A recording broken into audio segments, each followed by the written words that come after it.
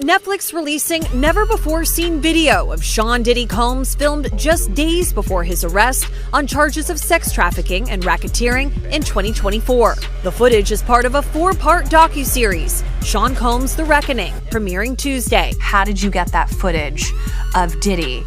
I figured most journalists would not disclose their sources. Does he know y'all have this in the doc? I would doubt he knows. So when this airs, that'll be the first time that his legal team, Diddy, that everybody knows that this footage is now seeing the light of day.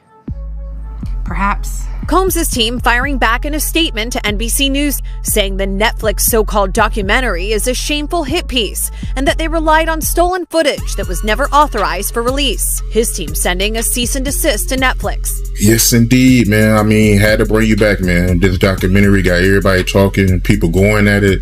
So, it was only right to bring you back and get your point of view, man. But I want to get right into it, man. 50 and Ja. How you feel about both of them going at it? You seen it?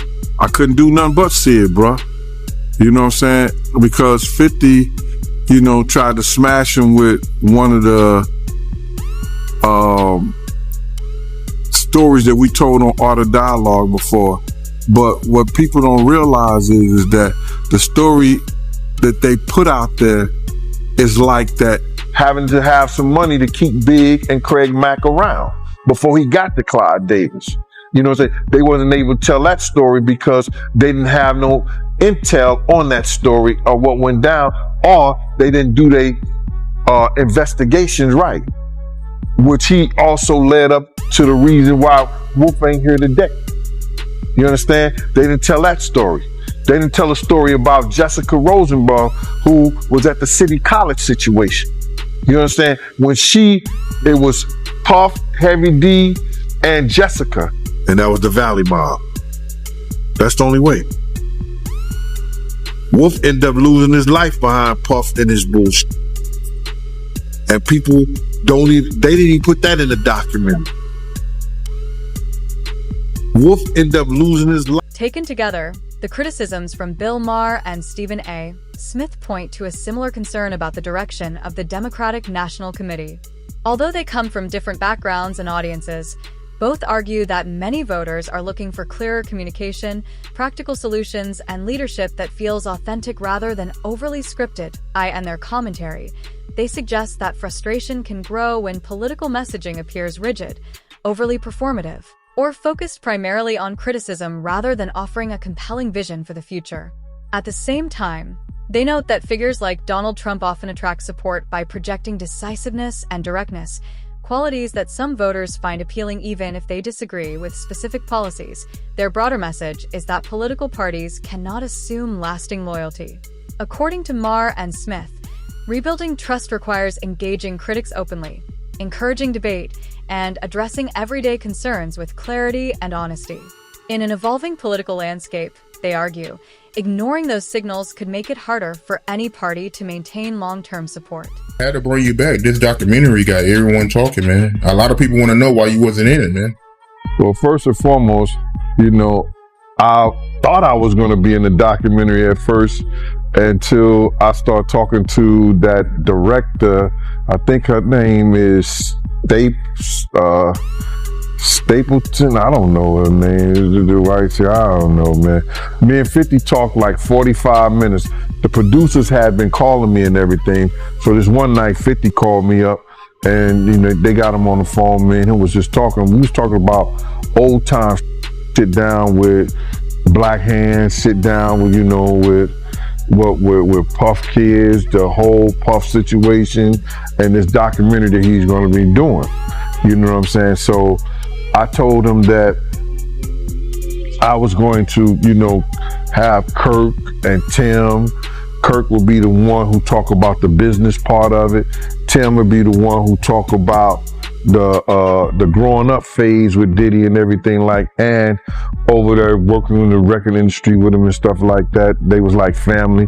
And I was going to talk about, the street stuff, what was going on with Bad Boy, with the security, with Wolf, with the City College, with the time that I knew about when I was with him up until about early 2004 or something like that.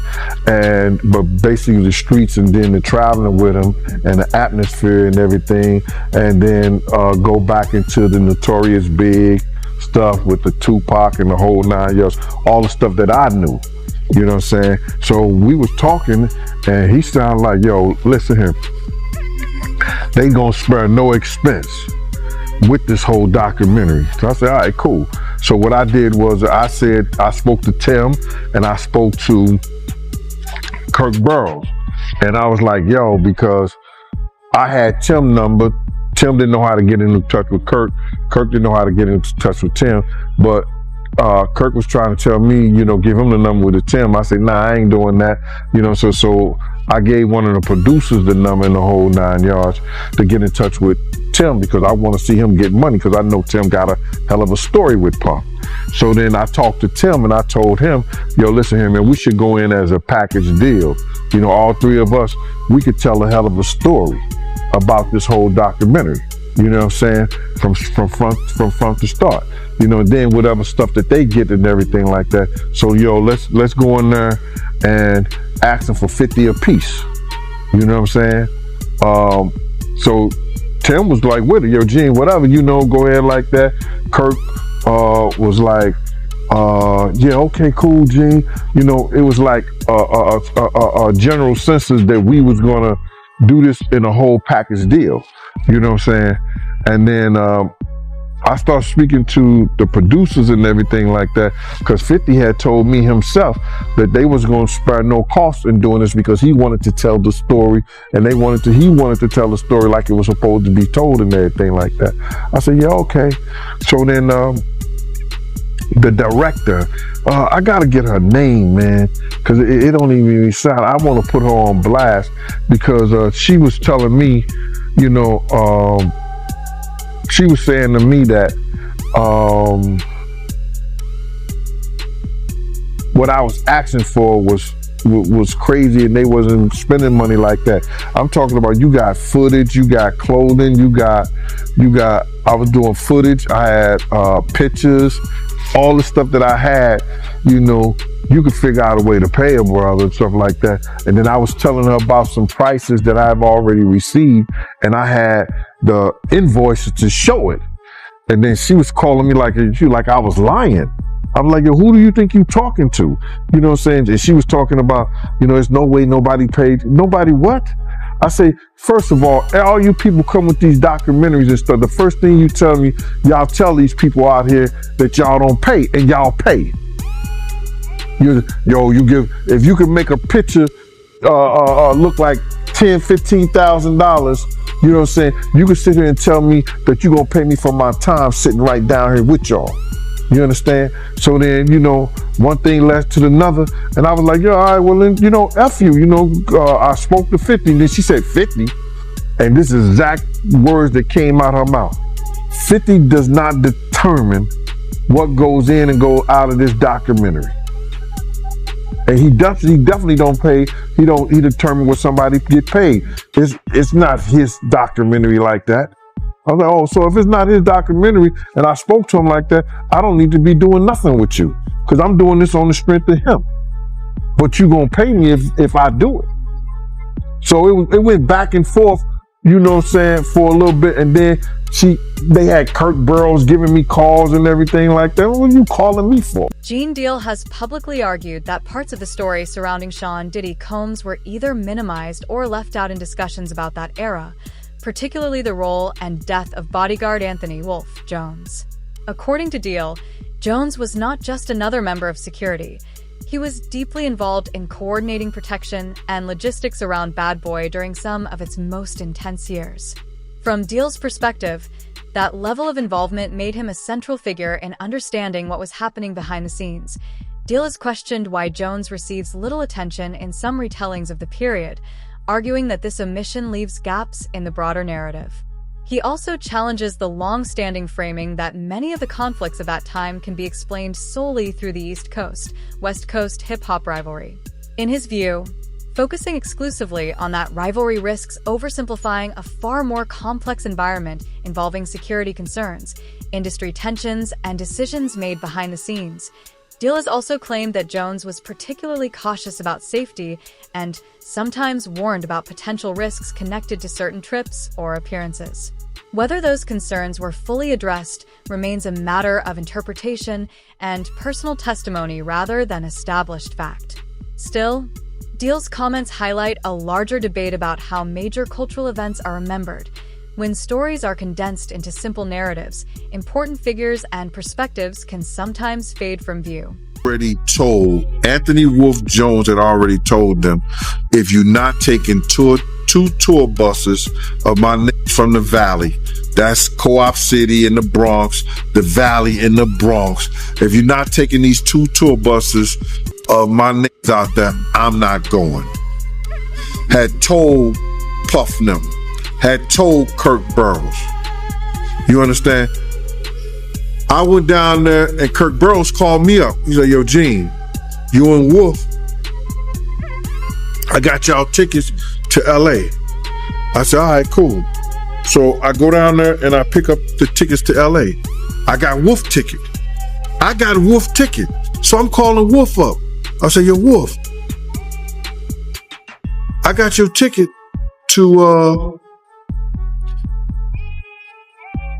go to LA. Wolf said, I ain't going. I said, what you mean you ain't going? He said, yo, Gene, I ain't gonna tell you how I'm making I ain't gonna tell you how to make your money, but I'm gonna let you know this. I told Puff them if they wasn't gonna take 2 tour buses of my niggas out there with us, I'm not going. Wolf is the head of all the functions that has to do with Puff dealing with security. I have my own contract with Puff, yeah. Paul Alford ran Green Gate Security, which is the daily operations of Puff stuff. That's his house, his cars, his transportation. He ran the office, the bad boy office, the clothing, all. He ran the daily operation with his security. Wolf is over whatever's happening with Puff. You understand? Wolf tells Puff them and tell Kirksboro them, no, if y'all not going out there right, nobody should go out there at all. Kirk calls me, I said, yo, Gene, you gonna go? I said, yeah, I'll go, bro. He said, Gene, I said, yo, dog, but we shouldn't be going out there. I tell Kirk the whole, yo, Gene, all y'all gonna be doing is going to the studio and y'all gonna go to Soul Train and go to the studio. Y'all not hanging out, y'all not doing nothing. All me and Puff did when we went there that month was hang out. And I told people all the time, and I said in the documentary before, I thought this kid had a death wish because all we did was hang out. We never saw Big at not one of the events that me and him went to. The House of Blues, movie theaters, not the California, the Celebrity Club, I guess. Is it Celebrity? No, the answer with a C. Never seen him in none of the clubs, none of the places. You understand? Big ain't coming to none of the places. The one time Big went out is when he got. The one club that he went out to is and that's where he got. So Wolf did not and was not going anywhere that had to do with California. And it wasn't because of the Jake situation. It was that he wanted to be safe, and the only way he felt safe if he was going out there with the dudes from his clique. And that was the Valley Mob. That's the only way. Wolf ended up losing his life behind Puff and his bullshit. And people they didn't even put that in the documentary. Wolf ended up losing his life behind Puff and his and that with BMF. That's a big segment in my book that I wrote I wrote a whole big situation in my book regarding that, man. And I know you're doing this. I want to say that right there because I was there the night that Meech had promised Puff. You know what I'm saying? He ain't have to worry about Suge Knight. He ain't have to worry about nobody from this point on. And telling Puff some shit made him think that he could talk to Wolf any kind of way. Because if anybody knew, BMF was powerful back then. They had dudes from everywhere. And Meech telling him he ain't have to worry about nobody no more. It made Puff think that he could tell Wolf that he didn't need Wolf no more. Gene Deal has also voiced criticism about how certain events were portrayed in documentaries covering the era around the notorious B.I.G. Deal argues that some details were either simplified or omitted, and he has questioned the accuracy of statements attributed to Kirk Burroughs. In interviews, Deal suggested that Burroughs, who was closely involved with operations and finances at Bad Boy Records, would have had deeper insight into certain financial decisions discussed in the film, including claims about how Biggie's funeral expenses were handled. Deal has also raised broader concerns about how business control and influence shifted after Biggie's death. According to his perspective, some individuals gained increased authority over matters such as publishing, marketing, and executive decisions tied to Biggie's legacy. Deal speculates that these outcomes may not fully reflect what Biggie himself intended while he was alive. However, these views remain his interpretation rather than established fact, and the documentary itself did not present those claims as verified conclusions. For Deal, the larger issue is not just what was said in the documentary, but what he believes was left unexplored. His comments highlight an ongoing debate about how major cultural moments are documented, whether certain relationships, financial decisions, or industry dynamics receive enough scrutiny, or whether some elements remain underexamined as the story is retold. He also said in a documentary that, Diddy, he used big budget to pay for, Big's funeral. Yeah, when I heard that ain't the first time I heard it though, bro. They said Big had paid for his funeral through his budget. You know what I'm saying? So if anybody would know that, Kirk Burrow would know that. And I heard Wayne Barrows came out and said some, but to refute that.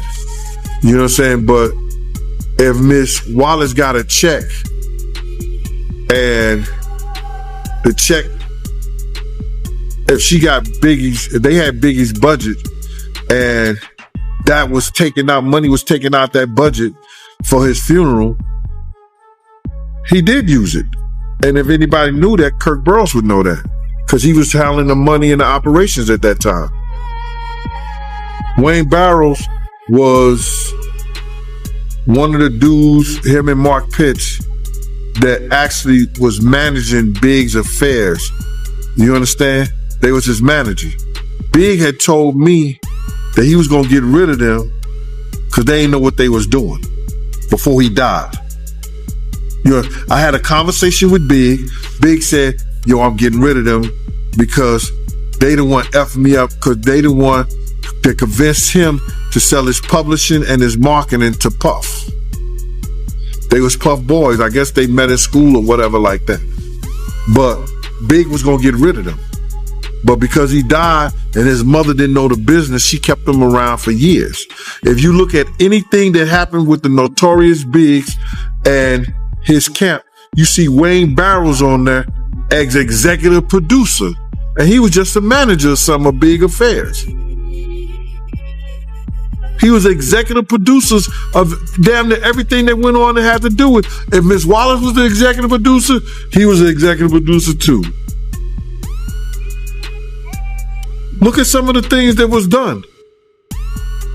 And now he's suing, trying to get money from Faith because of, he's saying that she has to pay the Wallace estate, and Miss Wallace is dead. Big is dead. If the estate is anything, it's CJ, Tatiana, and Faith. That's the estate. But he's saying there's some other kind of thing that he's suing them for. So Wayne Barrows is the dude that, call it any way you want to, that's been Sherwood Forest, and he got big them in Sherwood Forest. I'm gonna put it that way.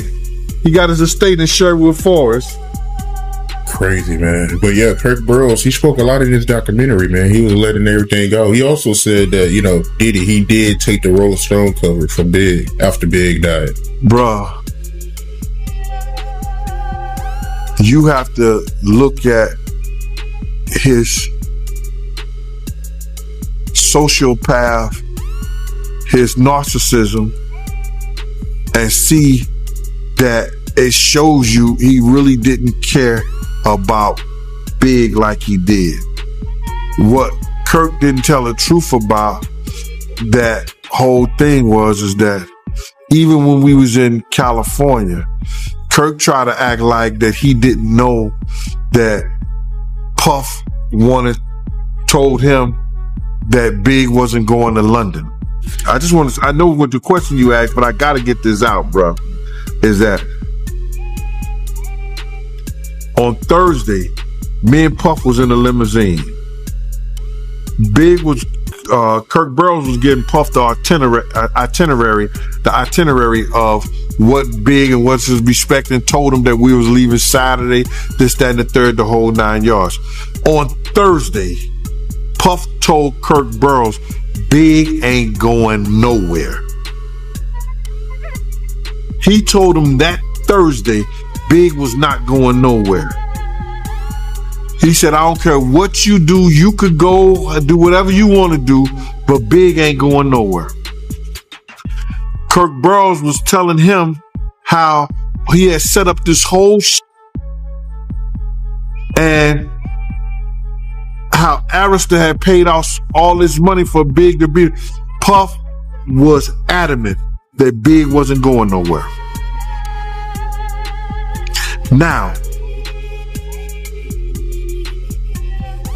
we were shooting the Hypnotized video. Me and Big was in the Winnebago, and Big was telling me his whole life story.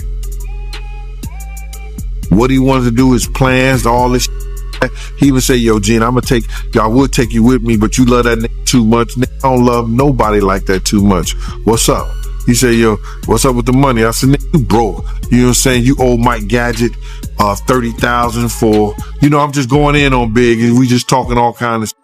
With the release of Sean Combs' The Reckoning, a docuseries associated with 50 Cent and centered on controversies surrounding Sean Diddy Combs, discussion across the hip-hop world has intensified. What began as a look at Diddy's career and legal challenges quickly revived long-standing rivalries and debates about past industry events. As the conversation spread online, attention also turned toward figures connected to that era, including Jay-Z and people linked to a circle such as those associated with Roc Nation. Much of the speculation has come from social media reactions, fans interpreting posts, interactions, and old interviews as signs that major artists might respond to the documentary or to 50 Cent's commentary. While none of those claims have been confirmed publicly, the buzz itself reflects how quickly narratives can grow once old industry tensions are revisited. True to his public persona, 50 Cent has largely responded with humor and sarcasm online, downplaying rumors while acknowledging that controversy often brings attention. Meanwhile, Gene Deal has cautioned that many of the viral discussions rely on fragments of older stories that have been clipped and reposted without full context. According to Deal, key details about who was present at certain events, or what actually happened behind the scenes, are often missing when those clips circulate online. His argument is that the current wave of speculation reflects a partial version of history, shaped as much by internet storytelling as by the original events themselves. Yeah, how you feel about both of them going at it? You seen it? I couldn't do nothing but see it, bro. You know what I'm saying? Because 50, tried to smash him with one of the stories that we told on Art of Dialogue before. But what people don't realize is that the story that they put out there is like that there was no girls in the room. I told the story and I said that there was girls in the room. I just want to get that out there straight before I tell you how it all went about and what really happened. There was Sarah Chapman and her girlfriend. They flew with us from Atlanta. But let me just start the story like this. Check it out. Me and Puff went to this exotic bookstore, brother. You know what I'm saying? This is the first time I ever went to an exotic bookstore, with Puff. I didn't know he even did that. But we was in Atlanta. So when we went through the door, they gave him a brown paper bag. So I guess this is a place that he was used to and people knew him there. So when they gave him a brown paper bag, Puff was just going around the store, just picking items off the shelves and stuff like that, putting them in the brown paper bag. So then, I was behind him and, no Diddy, but I was about 3 feet behind him, you know what I'm saying, as he was putting stuff and putting it in his bag and stuff like that. So this one particular place that he was put up there, he had to reach up kind of high and get it. So he just started pulling things out, and he was pulling a lot of them off there. So I was like so I looked up and the thing said butt plugs. When he walking down the thing, said butt plugs. I said, hey yo, just to mess with him. I said, hey yo, what are you getting these for? And he said, can I do my shopping by myself? I said, yes, you can. And I waited up at the register for him, because they had the big counter up there. So when he came to the counter, I said, yo, I'm finna see what this one this mofo is putting in his bag. Cause I know he gonna have to take everything and put it on the counter so the dude could count it, right? My man, when he came there, he gave the dude a wad of hundreds like this. So he gave him a wad of hundred and just put it up there. The dude ain't even, what I'm saying? He ain't even want to know what was in the bag. I was like, yo, wow. So then we was catching a G4 jet. We had to go to the Astra because we was catching a G4 jet and we was going to North Carolina to do this show. So somehow he had Ja Rule to go with us, you know what I'm saying? And him and Ja was talking. And this whole time him and Ja is talking, he talking about Ja going at Jigga. You know what I'm saying? This is crazy. But he was talking about Ja getting at Jay-Z. And he was talking bad and talking crazy about Jay-Z, and how Ja was talking about if it wasn't for him, that Jay wouldn't be the artist he was. He got him started. He wrote certain things and stuff like that to put him out there. Cause back in the day, nobody was even effing with Jay like that. So, but Puff was he was adamant about Ja going at Jay. You understand? So, we get to the hotel. We're in the presidential suite and all this stuff like that. So Ja and him is, chilling and everything with Jay, eating and everything, shit like that. So then they all went to the room. It was like him, Ja, Sarah, and her girlfriend. They went to the room. I don't know what they were doing in there. I didn't give a f. But Puff told me, Gene, do not let nobody come in this room. Don't let nobody come in this room. So, hours so went by, whatever like that. Time went by. The doorbell rang. And it was this dude at the door saying that he was Ja's cousin. And I was like,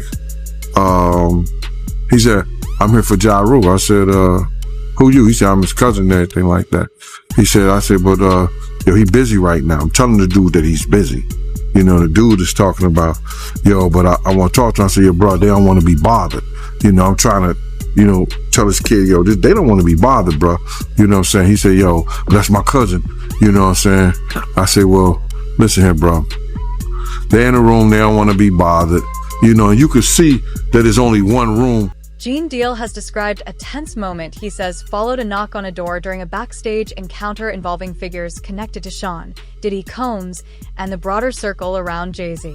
According to Deal, the confrontation itself was short but intense. In his telling, it was less about public drama and more about enforcing boundaries that he believed had been crossed. Deal has also suggested that the incident might not have been completely random. In interviews, he has speculated that tensions between people in those circles were sometimes influenced by larger dynamics happening behind the scenes, where rivalries, business interests, and personal loyalties could easily collide. From his perspective, certain situations could escalate quickly when individuals were placed in uncomfortable positions or when existing conflicts were already simmering. However, many of these claims come from personal recollections rather than verified records, and different people involved in that era have offered varying accounts of what actually happened. The uncertainty around moments like this is part of why stories from that period of hip-hop history continue to spark debate. With so many perspectives and incomplete details, separating first-hand memory, interpretation, and documented fact remains difficult, leaving parts of the story open to interpretation even decades later. Going through the room, I say, yo, bro, Jesus Christ had to come down here and take the breath out of my body before you go in that room. You understand? Next thing you know, I grabbed him and we started. It wasn't no wrestling thing like that because he couldn't handle it at the time. He could front and tell his friends because he didn't hit me up on Instagram. He could tell his friends all he want to. But that, if Puff and Jai tell you the story, that nigga was upside the piano. You understand? So now, Jai and Puff run out. They butt the neck and they was grabbing towels. You understand? They was grabbing towels. And then Puff was like, yo, Gene, what's going on? Jai was like, yo, he said, that's my cousin. I was like, yo, bruh. He tried to get in the room and I wasn't letting him get in the room, bruh. And then Puff looked at Jai like this, you know, what that looked like, he said. And then Jai said, you don't want to be up in that room because there was a whole lot of freaking going on. So I started laughing, dude left, they went back in the room and that was it. You know what I'm saying? So now the story grew as if Jai was in there and him and Diddy was doing, you know, something. And like I said that they was doing something. I don't know what the F they were doing, bruh. The only reason I know was some freaky things going up in there that Jai really didn't even understand because he said, yo, you ain't want to be up in there because there's a whole lot of freaky on. So I was like, I wouldn't have known nothing. I wouldn't even care. And I don't care today. But you know how the internet is. They cut and paste what they want to paste and they put what they want to put to make it seem like I was saying this dude and Puff was in there, you know, alone. And they wasn't. You understand? And that was them. You know, they did their thing, you know, up in there with the honeys in there. I guess. I can only guess. So, listen, bro. I've said this 1,000 times. It was Sarah Chapman and her girlfriend. Now, Sarah Chapman, you know, if people don't know who she is, now she's one of Puff baby mamas. But prior to her being one of Puff baby mama, this is the same girl that was dating Puff best friend, Corey Jacobs, and she was dating Tupac. You understand? So now she, like I told you before, she was the one that Puff betted in the office. He said, yo, I bet you I could get her from Gary Payton. You understand? And I didn't know she dated Gary Payton, but this is what Puff is saying. And it was a $500 bet that he said he'd get it in 2 weeks. We was out in Chicago, me, him, and Sarah. We was at some kind of function that Puff had to do a in-store and like a walkthrough. You know what I'm saying? At one of his friends' parties. So, you know, she was out there with her. Next thing you know, he got her like he said he would. You know what I'm saying?